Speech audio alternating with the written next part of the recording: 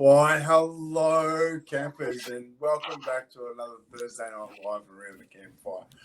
Tonight, I'm super stoked because I got two of my faves up. I got Stacey Copas, who's just an amazing human being. She's a resilience coach, speaker, a life coach, just an amazing human being. I'm so grateful that you're here tonight, Stacey. How are you, mate? I'm fabulous. It's always great to come back and have a chat. We always talk about the depth of the conversations we have between the two of us, and it's nice to actually share one of those with Kim and the rest of the world tonight. Yeah, giddy up. And we do have some fantastic conversations, SC squared occasionally. Yes. I love it. So I'm looking forward to tonight because this is a really poignant topic at the moment, and I'm looking forward to opening it up. So thank you for joining us. Kim Dunlop, the dating doctor. How are you, mate? I'm good. Thanks, Scott. So happy to see you back on here on the live. And tonight it's very much up your alley. Relationship coaching. Yeah, I can't wait to dive into this tonight with you and Stacey. I'm very excited about it. So am I. Yeah, I've been writing a few articles recently on relationships, and so I've got some interesting things to share tonight. So I can't wait. Can't wait. Well, look, with the advent of COVID, relationships have been tested. Relationships have been put into a new stranglehold. Some are surviving, some aren't. Some people, with the COVID opportunities, haven't been able to get out and meet people and actually get together and have that contact. So I think tonight's very poignant. So I appreciate both of you coming on tonight.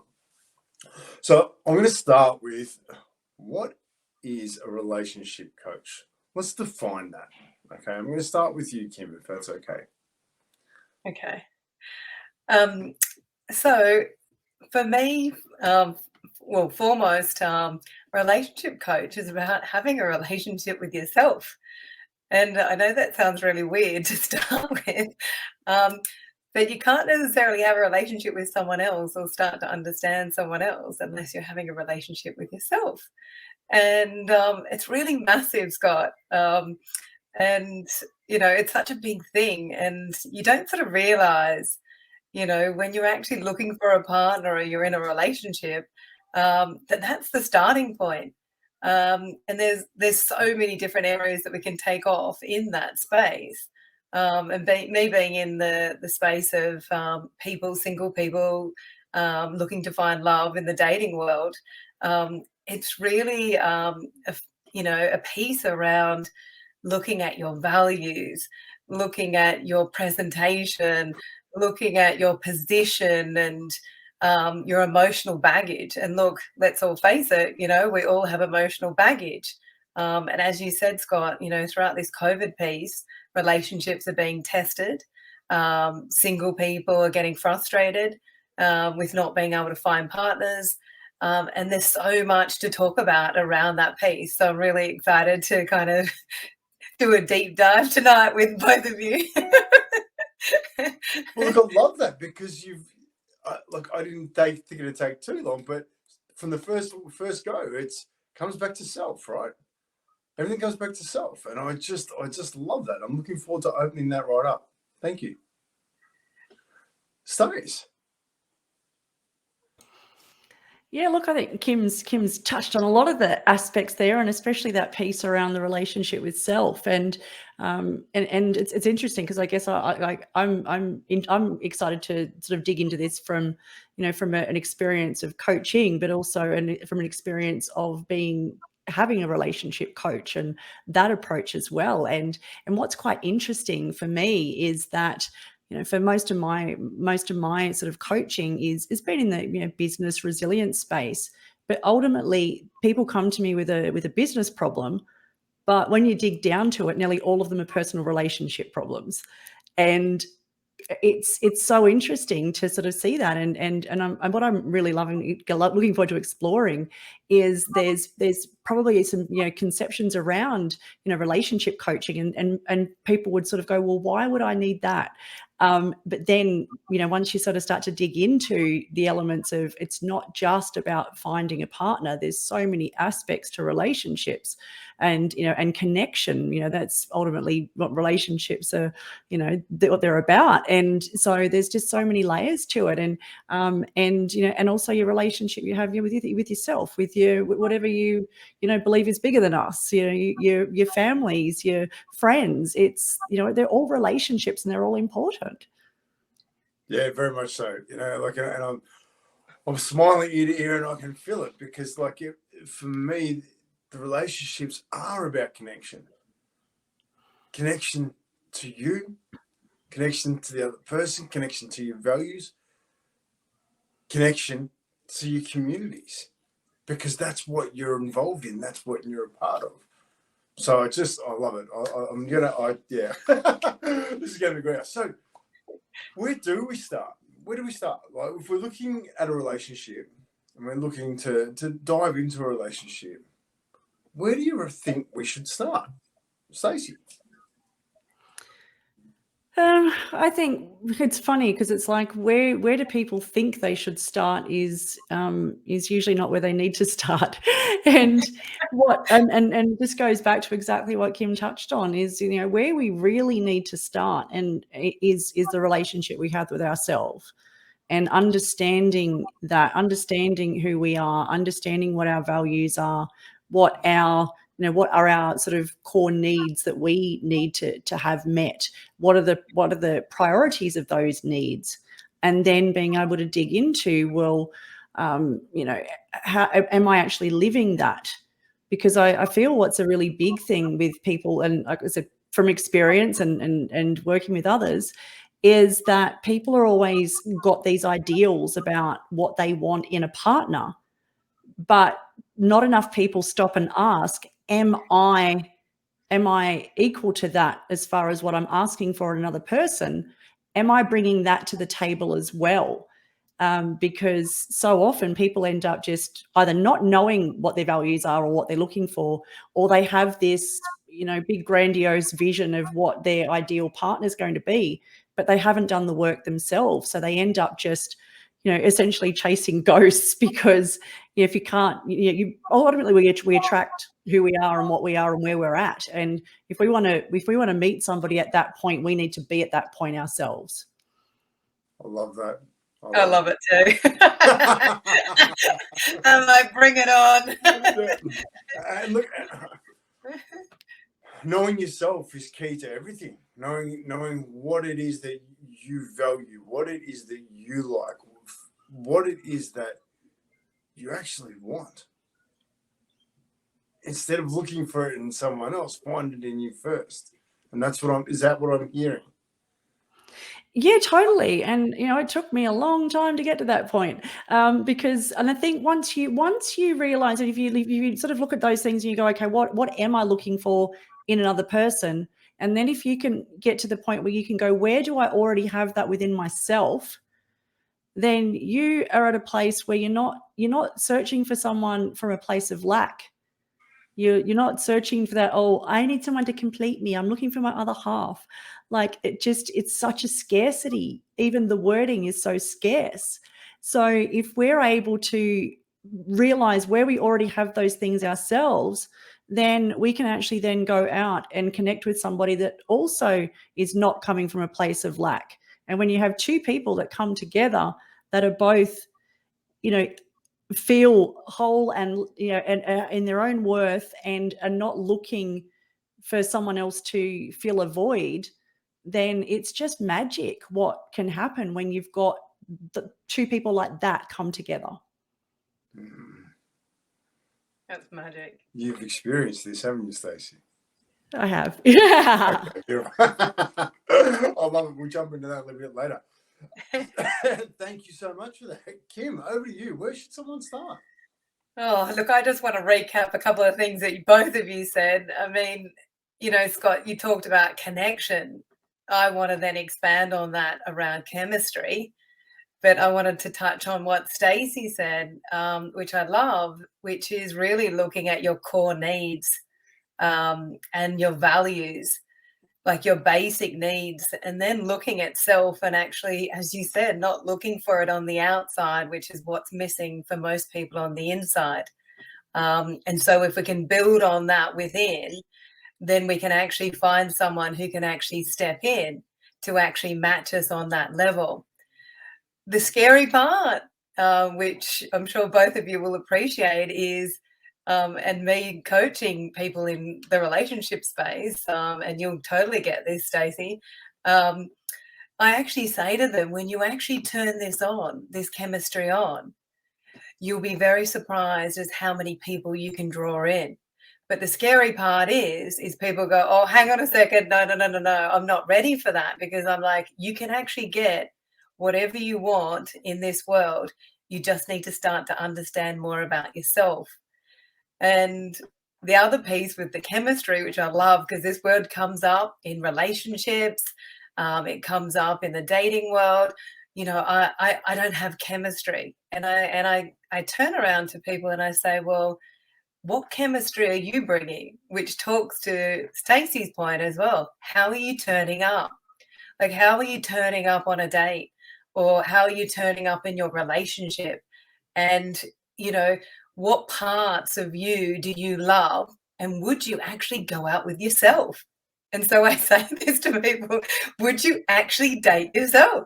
So if you start to look at yourself and go, would you date yourself? And go like, I'm pretty amazing. And so I used to joke around and say to my friends, well, it'd be a waste if I was single for the rest of my life, because I offer so much.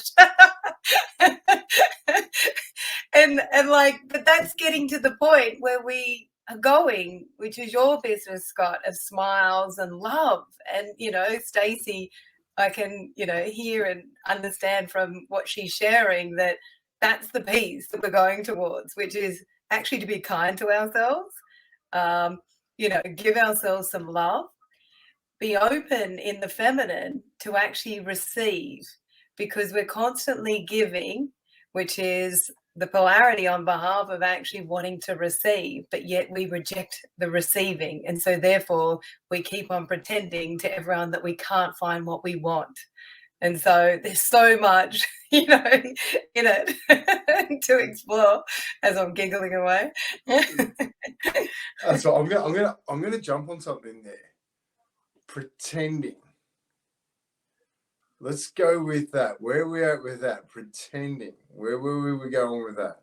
Well, it's kind of a deeper thing, and like in the sense that it's the unconscious. So, when you start to relate to yourself, you start to become more emotionally connected to self. And so when you actually start to love the parts, that say, that you see in others, that you kind of like turn your nose down to, it's then starting to actually become real.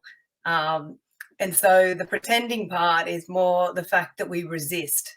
So there's this resistance to actually go towards a loving relationship. And I say to people, how are you practicing the relationship that you want to be in? And it's such a massive thing, practice the relationship that you want to be in. What is the drama that you're creating? Okay, right. Is that the relationship that you want to be in? Well, no. So I'm like, well, why are you actually stepping into that drama? So it's teaching people, but it is practice. And, as Stacey pointed out, it takes work, it takes work.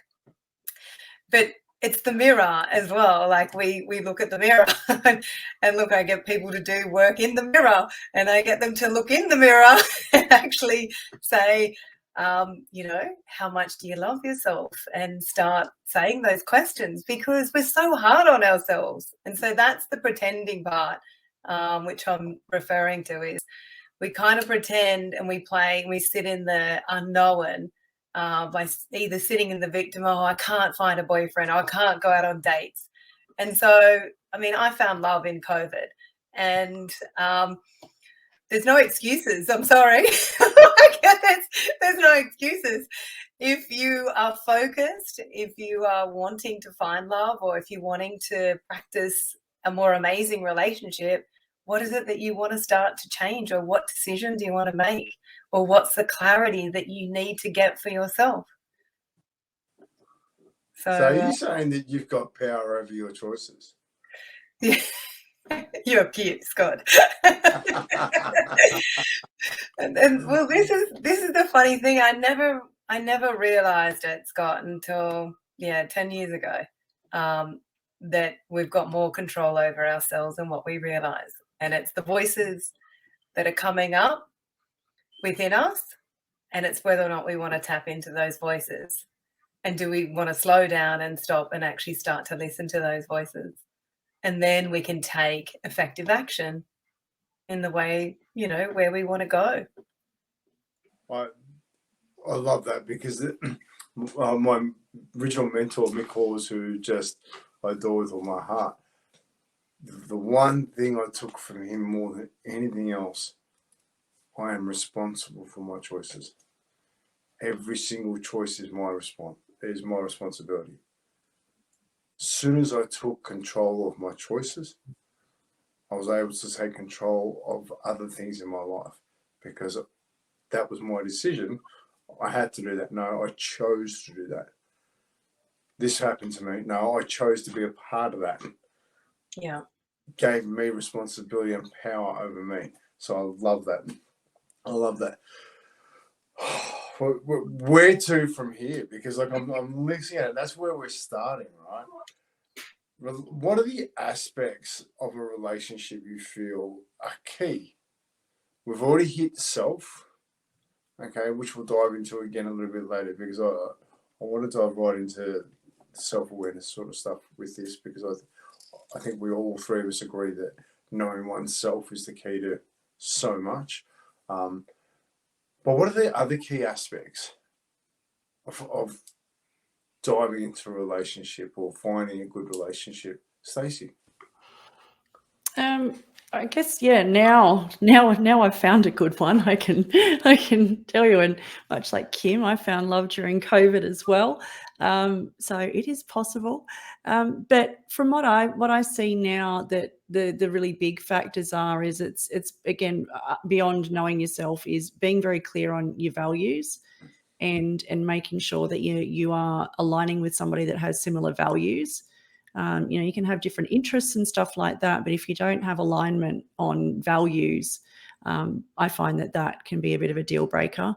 For me, it's communication's the key. It's making sure that you've got the ability to communicate openly on everything. And a big part of that is vulnerability. And that was probably one of the hardest things for me to learn. I was always this, fiercely independent, not going to, let anybody else get in the way type of thing. And so I found just being vulnerable incredibly difficult. And it wasn't until, doing some work over the last 2 years, and then being able to then, I guess, learn that just by incrementally being more vulnerable with people, then you actually get to really connect with someone's heart. Because what I feel and I've observed, I think there's people that go through their entire lives in a relationship with somebody and they're never really vulnerable, that they connect on this real surface level, and they have they might have a few similar interests and they like doing the same things, and they may have a strong physical connection. But I just observe that there's just not that real deep emotional connection and intimacy that takes pretty radical vulnerability to get to. I love that, and I was just taking a few notes because I think that's so important, vulnerability, and to be completely open doesn't just you're vulnerable. It takes practice, right? You've got to practice so that you trust yourself. You earn a little bit, you earn a little bit more, you earn a little bit more, and you don't always practice it. For me, but you don't always have to practice it in a relationship. Be vulnerable in other parts of your life so that it builds more confidence. So when you get to the big stuff, that's when you've got the confidence to be vulnerable, because it's a brave step to earn that vulnerability. Your thoughts on that? Sorry. Yeah, totally. That's why I sort of mentioned it's incremental vulnerability, because you need to just give those little pieces with people, and then you see how they respond.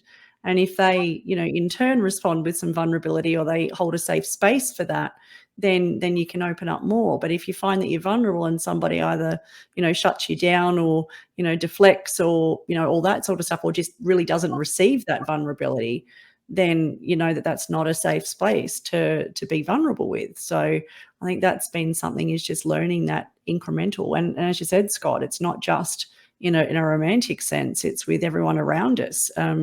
And I sort of found, as I sort of, went through and did a lot of this work, I started doing stuff with relationship coaching and stuff, because I wanted to find somebody, and I didn't have a great track record, and I just sort of thought, what, I work with coaches in pretty much every other area of my life, so why not this?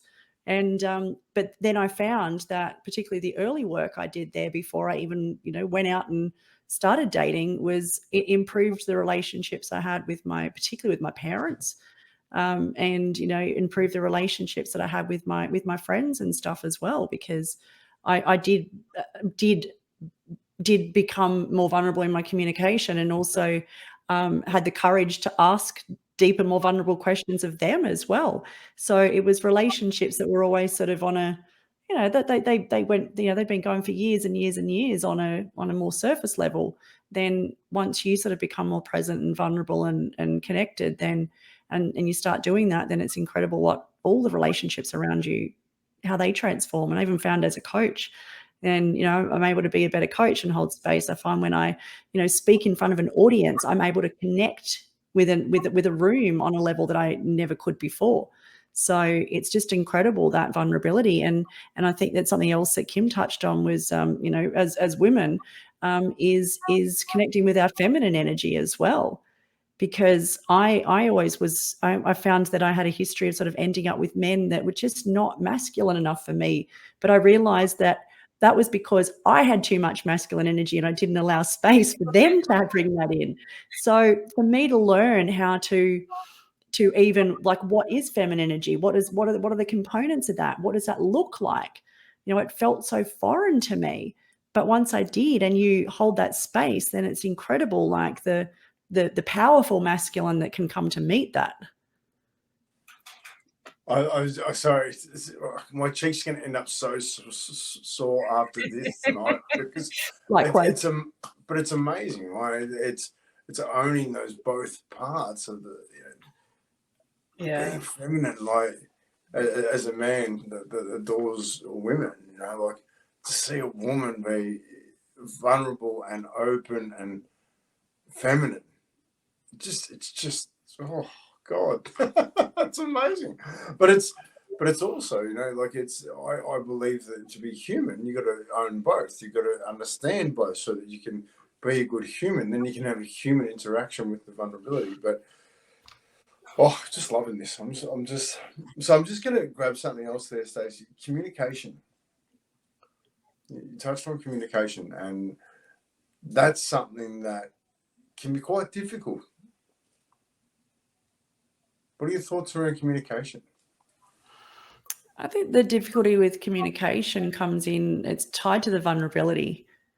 I think that, you need to be vulnerable in order to share things that are important to you and share your needs. But also you need to have the courage to ask questions, and especially early on in a dating process. Because I've done it. I've seen so many people do it. They've been dating someone for 3 months, and ruled out all these other potentials along the way, and then find out that there's some really, really basic life alignment things that are not on board. And so it's having the courage to ask early on, well, what are your life plans? What are your thoughts on marriage? What are your thoughts on children? Not, do you want to get married? It's like, what are your thoughts on these things? What are your thoughts on, what you want to do with, your next 10 years? Like, what do you like doing? There's so many things, even asking people about what their relationships are like with their own parents. And, they're hard questions to ask, but you you learn a lot more very early on if you have the courage to ask those things. Yeah, and I think that's an awesome thing, curiosity in the conversations, which I really want to dive into in a minute, because so I'm taking notes tonight because I want to make sure I get into the right questions. It's always have a pen with me anyway, but I love that, right? Because the quality of the questions determines the quality of the answer. The quality of the question is going to determine the quality of the relationship. So I love that. So Kim, hearing that. Oh yeah, just blows my mind. I love it. I love it. It's So first of all, I just want to say, Stacey, I think we're twins. I think that we both hold a very similar independent masculine energy. So I was very similar to that, working in a masculine field in real estate for many, many years. Loved it. I totally agree with you in terms of, the question that Scott asked around, besides looking at self, what are the other key things? And I totally agree that, values and, in alignment with, what you're looking for in someone else, and communication. I think one of the things that I sort of got excited about was when you talked about conversations. And like Scott's doing a lot of this with his business of smiles, which I just absolutely love. And it's actually promoting yourself. So when we talk about, and like when you talk about in the dating world as well, how are you promoting yourself? How are you putting it out there? What your basic, core needs are, as we spoke about before. Because if we don't put those basic core needs out there and promote ourselves with what we truly want, but then the first part is to actually get clear on what we want. And that's the hard part. And I kind of joke with people because I have come from a corporate real estate background. This, relationship coaching and helping people to become more aware about themselves is my absolute passion. And I joke around and I say, real estate is like dating. I said, you just got to get really clear on your brief and you can acquire anything. But it then falls back to that communication piece. It falls back to the values. And then it falls back to what you pointed out as well, Stacey, is asking questions. Asking questions to then seek to understand. And I know you touched on about, when you become vulnerable and being in a safe space, that if someone is not offering that, then they're giving you great feedback.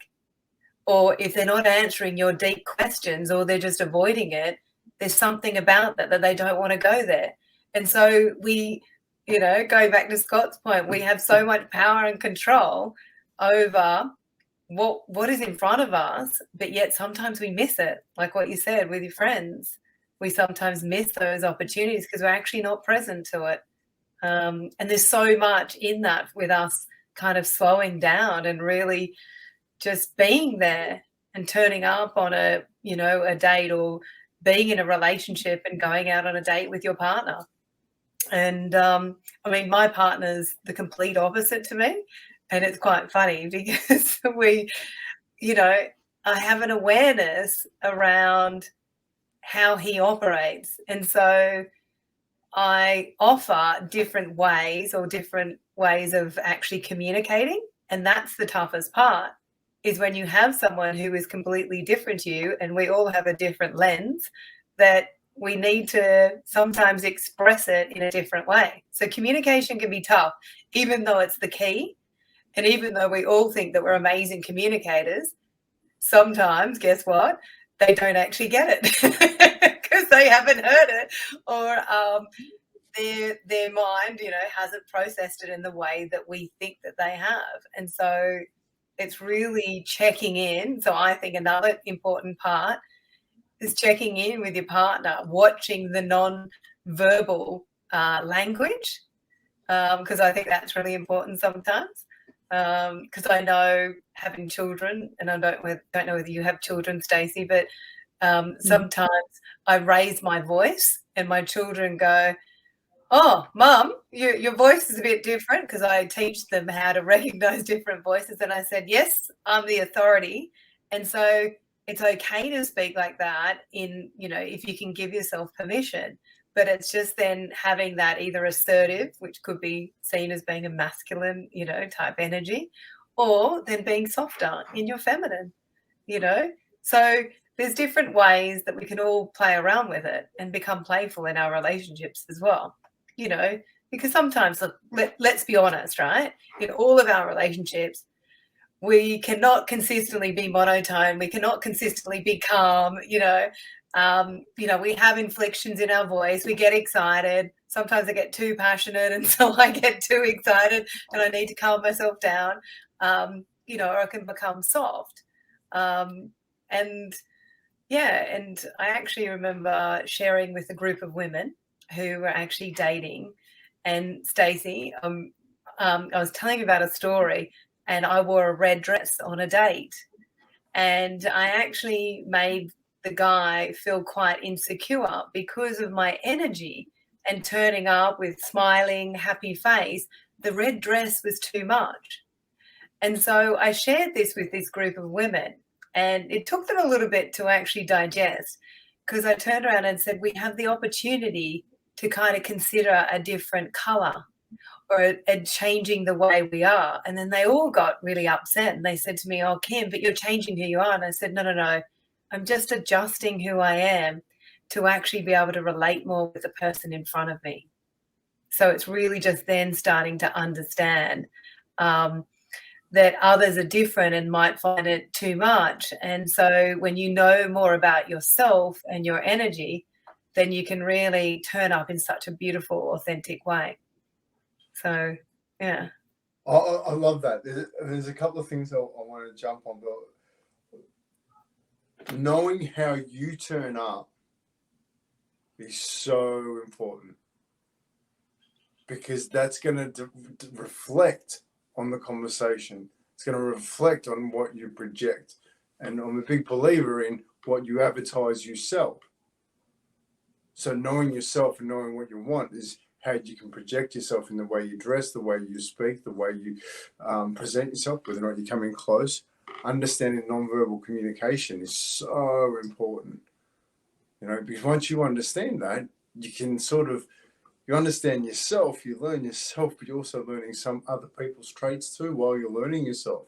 And that is such a wonderful, wonderful thing. But I just want to go back to the conversation, because I actually want to give a little bit of advice at this point, because one of the greatest things that I have learned is when you're having vulnerable conversation and you've asked a vulnerable question and the silence is there because they don't know how to answer that, don't speak.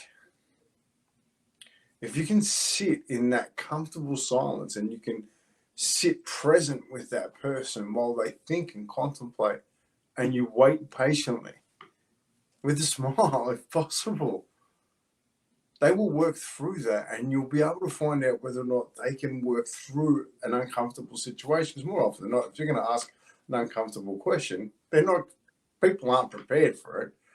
I'm going to ask you something. Okay, so what are we going to ask? And I said, okay, ask permission too. That's something really big for me. Ask permission to ask a vulnerable question. Is it okay if I ask something a bit vulnerable, but I'd like to know whether or not that's okay if we go there? But give it time to let things be answered, because I think it's a great thing in communication. Anyway, a bit of me in there. But just getting back to something else I heard, play, Kim. How important is play within a relationship? Yeah. It's super important, Scott. And it's something that I needed to practice quite a lot. And because of my resilience, and I know Stacey used that word earlier around her coaching, I have an abundance of resilience. And then that can come across as being quite high masculine energy, and that I'm so capable that I don't then, and Stacey pointed out the same thing, I don't then allow a man to be able to step in to actually sit in the feminine. So it's doing that dance, being playful and having that fun, you know, really enjoying it, and just really softening, which comes back to all those aspects around changing the color of your dress and, you know, really softening. And I think it's a beautiful thing that women can actually play with to exercise, because I think, you know, culture has kind of shifted the way that, you know, women have become very career focused and having to compete with men, you know, in the business world. It's then sometimes we might have lost, and I say this quite loosely, we may have lost our way in the sense that we feel that we have to become more masculine in order to survive. And that was something that I created unknowingly, which was then developed over time. And then so then I needed to practice the feminine side in order to then just really soften that, to not necessarily turn up and having to drive things or having this assertive voice or, you know, trying to compete with others, you know, guys. So yeah, it's and it's just really becoming more playful and yeah, in that soft feminine and just being, because the feminine is just being and trusting that things will just work out and just really just sitting in that no control, like you just let go. and so it's the unknown. And so it's just like going on a date. And I don't know whether you've done this before, Stacey, because I know Scott's been in a relationship, but even going on a date for you, Scott, is just sitting in it and putting limitations. And I used to practice this where I'd put a limitation on it, and then I would then turn around and go, Kim, just be present to this guy, just enjoy who he is, and then just see where it goes. And then you actually see through understanding yourself whether or not you actually want to sit with this person to expand it. And when I've allowed that to happen, it's then gone on from drinks to dinner to going out dancing. So then that's the playful, fun, you know, side of things, you know, that you can create through that space, but just really letting go. Yeah, I can relate to that too, Kim. I think that, you know, once I sort of got to the space where I think I'd done enough of the legwork before deciding to go on a date with somebody, because in the past I would be just like, oh no, I'll go out for a cup of tea or something, and then I'll decide if I want to give you my number. And then realizing how much time I, you know, probably wasted from not really just getting to know a bit more about people before I actually spent the time physically to go and meet people. But then once I took removed the attachment or the pressure from dating by just going, I have two intentions. There's only two intentions I have with every date I went on. One was to have fun, and two was to decide whether I wanted a second date. That was it. And when you remove the pressure and just do that, it was really good, you know, to do that. And the other one is to, you know, not to kiss someone too soon. That was one of the big lessons for me, especially for women. I think that, you know, you kiss someone too soon before you really know them, then, you know, our biochemistry goes all wacky and you're like, and you suddenly then you think there's more there than what there is, and it's just sometimes it's just purely physical chemistry. And that was a big learning for me too. I'm going to jump on that because so many relationships are formed from the pub after a few drinks, and you know you have a pash, and then all of a sudden you're dating for a while, and then 3 months up turn up and you sober up a bit and you're starting to work each other out. And it's, you know, like the play's gone. You haven't really gotten to know the person, and then when you do get to know the person, it makes it difficult, you know. And then there's pressure on situations because not kissing. Maybe it sounds a bit old-fashioned, but it's actually getting to know the person before you gift them your most precious gift. Yeah, I agree. You are the most precious gift to anybody that you could give to somebody. Make it expensive. I like that. Yeah. So, yeah, great. So I'm like, I love these conversations because it's just in today's age. I think in a world of swipe left, swipe right, You know, we're not having the relationships that we possibly could be having. And I think even now, like as the human experience, we've evolved so much. We're learning more about our emotions. We're learning more about deeper connection. We're learning the importance. With so much going on in life, there is so many things going on that can put little hiccups here and there, here and there. If you don't have values that are in alignment, it makes it difficult to get through things when the big situations happen. And they do happen. Problems are a part of life, you know, and a problem isn't actually the problem. It's how you respond to the problem. Either causes the pain, the lesson, or the opportunity. You can actually get to choose. If you get to all three steps together, that's where the true growth and smile comes in, you know, like, and I adore that. But in a relationship, earning you, I think, is one of the most important things. And I love that you grabbed that, Stacey. Kim? Yeah. Oh, and I just wanted to touch on that, Scott, because I think it's really important, that piece, and to really like focus on that for a little bit, because just when you said, you know, earlier around people, you know, in relationships in COVID now, and whilst, you know, Stacey and I were in a situation where we were single and in the dating world, people who are now in solid relationships, it's looking at those physical aspects and really breaking it down, and also looking at the emotional aspects, so splitting it into two, and really all of us starting to have those healthy conversations around our core needs. And I constantly am talking in this space to people about, well, what are your basic needs?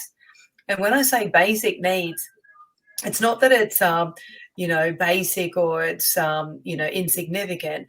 It's more about we're not actually asking for our needs to be met. And people are getting frustrated, or the relationships are getting, you know, torn apart because people are not actually stepping in or not having the courage, which, and going back to Stacey's word, the vulnerability to actually open that up and go, because I think then the physical part would be affected in those relationships. And so if people can start talking about what's really upsetting them, you know, the frustrations. I mean, I talk to my children about this, you know, like in their current, you know, relationships with themselves, and also, you know, with their partners, if they've got a partner. And it's just going, oh, how are you feeling? You know, and us identifying and being responsible for our powers. And when we talked about powers earlier, a lot of people don't realize that we have 4 core powers, which is our thinking, our feeling, our speaking, and our behaving. And when we really start to notice that and go, okay, if I'm feeling frustrated, if I'm feeling really sad, you know, because you might not be getting physical in your relationship. Okay, that's really true for you and that's really real. So what is it about that you can look at, and what is it about your behavior or your feelings that you're either not sharing? So you might not be promoting yourself. You might not be being vulnerable, like Stacey said, and putting it out there and having that communication. And if you can look at that for yourself, I think you can then really start to get good feedback from your partner in that relationship. And look, one thing for me, which is quite an interesting thing, is because I was always a giver for so many years, if I was to get given flowers from a partner, I would actually have to be vulnerable and actually share with them and say, it's actually really hard for me to receive. And whilst I would give to everyone and give gifts to everyone, I was denying other people of actually giving to me because I was turning it away, or I was turning away compliments. If someone was to say, oh, gee, you look lovely, Kim. Oh, no, I don't be silly. Like, that was the immature Kim, you know, and it's time to grow up, you know, like it's time for us to all grow up. And when I say that nicely in the sense of lovingly going, you know, we've got such a beautiful life and we've all been turned upside down the last couple of years emotionally. It's now time to actually start tapping into those emotions because they are real and they're really real. And it's really important because guess what? Then you can then get the physical part, and you start to actually feel some sense of release, you know, and relief when you start to share that. I don't know about you guys. I know that when I share my vulnerability, and you're sharing something in a safe space with your partner in a relationship, and then you know it's going to be something that, you know, could potentially go either way. And then when they respond and you actually go, okay, there's actually another mature person who's actually responding, which is the value that I was looking for and I was working towards. And when I say working towards, I know it sounds like a project, but it was a work in progress. I was a work in progress. You know, looking for a partner was something that was really important for me, and wanting to share my life with someone else was super important for me. Yeah. Yeah, I can definitely relate with that, Kim. And I was the same. It's like once all the lockdowns and stuff happened, it was like, okay, my business was disrupted, and I thought, okay, I'm going to prioritize relationships, and I did. And then what was really good was, you know, as you were saying about learning how to receive and do all those sort of things, you know, it was something, again, I had the same issues with in all aspects of my life. And then it was, and I started just with being able to receive a compliment better, just by, instead of going, someone would say, oh, that's a nice dress. I go, oh yeah, I got it on special, you know, that type of thing that we used to always do, and just diminished like that. And then I started to learn to just say thank you and smile.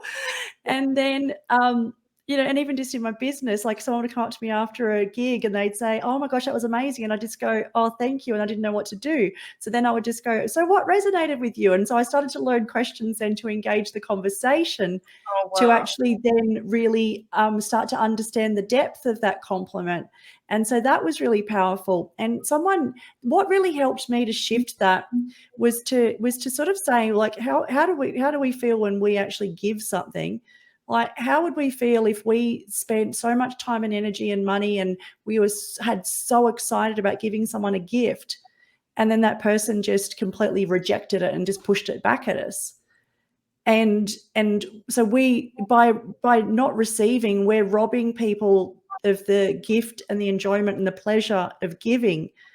And so once I started to realize that, rather than just being uncomfortable with receiving, because my whole life, I always thought I had to earn something. I had to do something in order to receive. And so that was really hard for me to do. But then once I started doing it, and also being very open with my partner about it now, because he's very similar, we're both massive givers. So we actually had to talk about that, to sort of go, okay, how can we actually help each other learn to be better at receiving? So that was great. And the other thing you touched on, and I love how you said that, you know, it sort of sounded like a project. But the way I sort of took 6 months of my life, and I looked at dating as a full-time job. And so, you know, sometimes I had 4 or 5 dates a week, and I had to keep the diary to remember what conversations I had with which guy and all of that type of stuff. But it was exactly like that. It was, you're promoting yourself, you're engaging, you're curious, you're doing all these things. But it takes that, and it also takes then not having the attachment to any outcome. And I think once you remove that and you're not chasing anything, it's just like, I just knew that with the right relationship, that and someone that met me where I was, I knew that my ability to contribute and have impact and do greater things in my life and my business was going to be magnified. It wasn't as if I was missing anything. It was just going to amplify what was already there. And that's exciting when you think of it that way, isn't it? We're definitely twins, Stacey. Like, I was like doing the same thing. I was so focused on the dating and my family couldn't keep up. But I was passionate about it as well as working in it, you know? And so, yeah, it's a beautiful thing. I love this because you prioritized it, right? Yeah. Because you actually, and that's something that I think even if you're in a relationship at the moment and it's a bit tough, you need to prioritize your relationship. Okay, how can I make this stronger? What is it I can do to make this stronger? What can I take responsibility for? Where do I need to pick up the pieces? You know, if I want more, I have to do more to get more. And I think that's the one thing that I'm hearing here. To have a better quality relationship, you have to dive into yourself more. Yeah. You don't just get more. When you give and receive, you're able to have that transaction of giving and receiving. One thing I do want to just grab quickly is with receiving, right? When somebody actually gives you a compliment, it takes courage and care to give you an authentic compliment, to actually, thank you so much for that. I really appreciate it. It meant the world to me. And then to get curious on, I really appreciate you saying that. Can I ask what brought you to that, to how that, or why that was important to you? Because it creates that deeper connection on something that they're giving you a compliment for. You're getting a better understanding, and then it's the gift that keeps giving, receiving, and it brings about that connection. And I love that, because back to Mick again, you know, like he goes, by not receiving, we're actually ripping people off. We love giving. Makes us feel so good to give. But you've got to have someone to receive in order to give. If you don't receive what someone gives you, you're robbing them of that opportunity to feel good about themselves. It's so important we do that, because that builds more strength. The more strength we get, the more vulnerability, the safer we are to be vulnerable. Yeah. But it takes time, it takes effort. So I love this. So we're already at 52 minutes, right? And I love this, because the time was always going to fly in this conversation, wasn't it? 100%, because we're passionate about it. We're passionate about connection. We're passionate about people, you know, and I hope that people who listen and watch this, we're now on the radio. All of these episodes get put onto Mood Food Radio at lunchtime, Monday to Friday. Get on Mood Food Radio, because these conversations are being aired, because that's the quality of them, you know. So they're all heartfelt. They're all come from a place of care, authenticity. And I just want to touch on one thing before we move on, with what Stacey said when, you know, she was asking those questions to expand it. That level of vulnerability to actually say thank you and then say, can I ask you another question? Like, there's that vulnerability, you know, because then you're receiving that more, you know, and so you were receiving the compliment and then going in again to kind of expand it, which I think is absolutely beautiful, because it does take time and courage and, you know, practice, doesn't it, you know, to actually do that, because we all feel like in society, like if we do that, we're asking or wanting to take something. But it's actually not that. We're actually receiving. So it's more of a receiving and understanding where that person's coming from. So, yeah. It totally is. And in turn, we're actually then magnifying their experience of giving as well. So I just think it's such a win-win. I think that, you know, deflecting any type of, you know, offer of help, even when someone offers to help, I think this is a big one, particularly around the feminine, masculine energy, is that I sort of learned that I would always go, no, it's okay, I'll do that, or I'll organize everything, those type of things. But if you do that, then you know, a person feels like they can't win. They don't think there's anything they can contribute. And so once I learned to just be able to, even though my brain was wanting to jump to, but I'm okay, I don't need you to do that, or any of those type of things. And so I learned the difference between, you know, someone helping out of a place of love and care rather than, you know, trying to create dependence or anything like that. And I guess just personally, like a big one for me is like, because I'm a quadriplegic, I use a wheelchair. And so you know, when I was dating, then, you know, I took complete ownership of how I showed up. You know, I shared my photos authentically. I did all that, and just knew that, okay, there might be the odd dodgy person amongst it all. But I just, again, let my guard down. And then there was one time, particularly with my partner, Ruben, and he wanted to pick me up. actually just pick me up and, and just pick me up and then go and sit on the lounge. And like in 30 whatever years, I'd never had someone do that, because it just felt, it was that complete surrender and vulnerability. And then once I did that, and there was one time, he carried me upstairs, 2 flights of stairs, and, just sort of sat beside me. At first he goes, "What are you worried about?" All of these things. And then once he did that and I got to the top and, we sat upstairs, and I was just like, my gosh, what an incredible experience to be able to, again, that surrender and that vulnerability, but also to be able to feel, a physical expression of his masculinity and his strength. And yeah, that was just so powerful to actually surrender to that rather than resist it and feel like in some way we're giving up our independence or something like that. It was just magic. And that was like just one of those little things that, started this whole thing about, again, surrender and vulnerability, and trusting that person that they're doing it, everything they're giving and they're doing for you is from a place of love, not from, trying to take over or control. I'm sorry, Stacey, I got a couple of tears because I love you with all my heart, right? I've never met Ruben and I can feel him, but it's just so could I.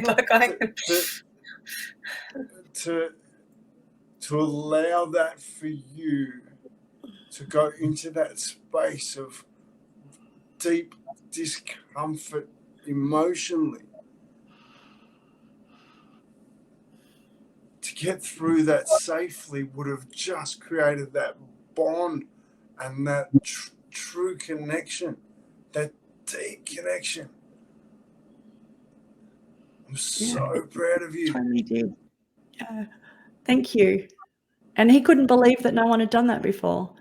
And yeah, so it was just one of those things that I'm just like, no, that was the time I felt safe to do that. And it was a massive leap, and that was very early on. And it's magic. And I think that's the thing, is we've got to find the ways and the areas in which we can surrender and we can allow the other person, regardless of gender, but allow the other person to feel that they can demonstrate their strength in the way that they do, and with us surrendering and being vulnerable in those moments. But you allowed him as well, Stacey, as well as him being so brave to actually choose it. So he was choosing it as well. And so it was that beautiful moment coming together, I would say, in that piece, that it does take it someone brave to actually step in and want to do that as well. Yeah, 100%. And then, that's the thing. It's just like, wow, I feel so safe. And that sense of physical safety then even strengthen that emotional safety as well. And it's a snowball effect from there. It continues, right? It allows you to explore other areas, allows you to get closer in other parts of life. And then you've got trust with other people in your life as well. Like, it's just, the importance of that is just so much. Oh, look, I love this. And Stace, thank you so much for sharing that. Yeah, like that is. So we're at an hour, and I'm gonna encourage listeners, viewers, to reach out to Stacey and Kim. Get on their coaching programs. You're worth it. Yeah. Because the connection you have to self that they can build for you is so important to your relationships. And your relationships define your life. They really do. You have good connection with people, good connections through life. You're full. You're expanding in so many areas. I encourage you to reach out to Kim and Stacey. But on that, I really want to change direction with my last question. Normally I ask for one bit of advice, but I really want to bring something else into it other than that tonight, because I think this is a really special conversation. So I'm going to ask you both something a little bit different. I'm going to ask you both, what is it in a relationship that you personally find the most satisfying? Kim?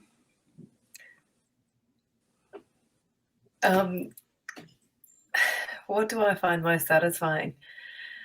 I have to say, Scott, for me, and I'm a little bit weird, is I get turned on from conversation, and so if a man is sharing with me his deep heart and he's open to sharing who he's about and where he wants to be and just his purpose and just connecting with himself, I find that incredibly sexy.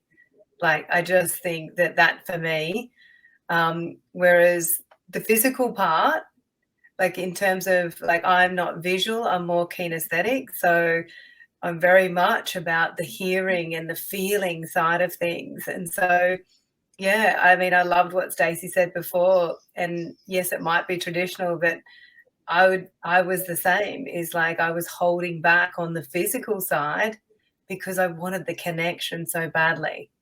So the connection was far greater for me, the emotional connection, and someone actually having the capacity and the depth to actually meet me at that emotional level. And it was really, really important for me. So extremely important. So, yeah. Thank you for being vulnerable and sharing that. Stacey, same question. Oh, look, can we are twins, Kim? It's I'm so similar, and that's the thing I realized. Like I look back on previous relationships, and I was like, oh, we used to sit up all night and talk, and then I realized, towards the end of particularly when I was married before, and then I realized, we sat up and we drank red wine and we talked about everything out there. It was nothing deep or personal or anything like that. And then, so I realized that that was something that I wanted. And so now it's just the craziest thing is that, again, in our relationship, we were talking about it today, like, on the phone during the day, like he was driving between clients, I was between meetings, and it's like, we will still talk, like probably in total, we talked 2 hours on the phone today. And we do that all the time. Like we will talk until 2:00 in the morning and then go, oh, I guess we better get some sleep. But it is that real talking about everything. And I think the thing for me, which is, it's quite unique, is that I don't drink. And so I was looking for somebody that I didn't drink, and I didn't think that was going to be possible. But then I found somebody that was the same and actually never drank. And then when we've had that ability to be so present and connected in a moment, because there's nothing clouding any of it, the conversations and the connection and talking about everything, and it's just like is everything, but most importantly, it is the real deep, vulnerable, sharing past experiences, sharing what we're excited about, sharing what we're afraid of, sharing how you can support each other. And big thing for me, and I've never had and he commented on today, is the deep appreciation for that, the verbal expression of appreciation, and really sharing the specifics on what you appreciate about that person, and then encouraging that in them and encouraging them just to be themselves. And that's just been such a cool thing to be able to then meet somebody where you actually encourage each other to be more of who you are. And I know you mentioned before about the pretending, Kim, before, so often, we go on a date and we're trying to just put on this impression without, really we're not being ourselves. And I've always felt that I was too much, for people, and he felt the same. And now we're just like this twin crazy energy together, and it's amazing. So I think I think without that, I feel sad for relationships that I see that might be 20, 30, 40, 50 years, in. And when you realize that there's not that depth of connection in that conversation piece, I know it's unique to find it, but I really feel sad for those that haven't found it, now that I know it's possible now. I agree with you, Stacey. I do too. But I think now more than ever, we're learning the importance of that emotional connection. I don't think it's really been a huge topic in the past. I think it's something that we're really focusing on now. And I think that's the key element in relationships going forward. Like we're less about, meeting at pubs and, like a lot of people are going for the satisfaction swipe, left swipe, right, and that's fine. Wherever you're at is where you're at. But I encourage you to earn your smile. Find the connection. Work with a coach. Work on your relationship. You're worth it. Yeah. So on that note, I just want to say a massive, massive thank you, Kim. Thank you, Stacey, for just a conversation that I know is so important right now on so many levels. Like we're talking about, personal relationships, but they all work in with one another. You work on your personal relationship. You heard it tonight. It impacts the other areas of your life and it makes the other things better. So get around it. Looking for a relationship coach. Pick one of these two. Get on board. All right. Grab a hold of them. I'm sure Kim and Stacey that you find them on the where do you find you, Kim?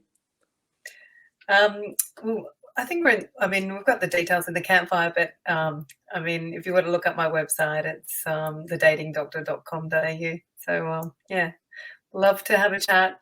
Open to giving anyone in the Campfire, 15-minute chat just to see where they're at and see how I can help them. And, even if a coach at this point in time is not the right fit for you, but happy to give you my time. So, yeah. Beautiful. Love it. Thank you, Kim. Stace, where do people find you? Well, best way to get me is to email me. Just email me, helpmestacey@gmail.com is the best way. If you want to reach out personally and you want to have, a conversation and that sort of stuff, it's like, I've set that up because it's like, if someone wants to have a connection in some way, then help me Stacey, STACEY @gmail.com, and that's my number one priority inbox that I have. I thought my email address was cool. You just topped it. Help me, Stacey. I love it. That's cool. I love it too. Listen, on that note, I want to say a massive thank you, Campus. A massive thank you to you and Kim. Stace, both of you have just been amazing, and thank you for leaving your hearts on the table, but more importantly, thank you for helping people get that connection. And thank you, Scott. Thank you. Yeah. I always love doing this with you, Scott. It's amazing. And it's been great. Fun, isn't it? All right, well, Campers, take care. Keep an eye out for the upcoming topics because I want your suggestions. I want to take on conversations that are uncomfortable because that's where I'm at my best. Yeah, so bring them on and we'll work it out. Also, one-on-ones. If you haven't done a one-on-one yet and you'd like to do that, go to the website. You can book your one-on-ones on the website with either myself, Angela, or Alan. Jump on board, because this community grows when we grow together. We're together, yeah. So thank you, people. Have an amazing night. Thank you, Stace. Thank you, Kim.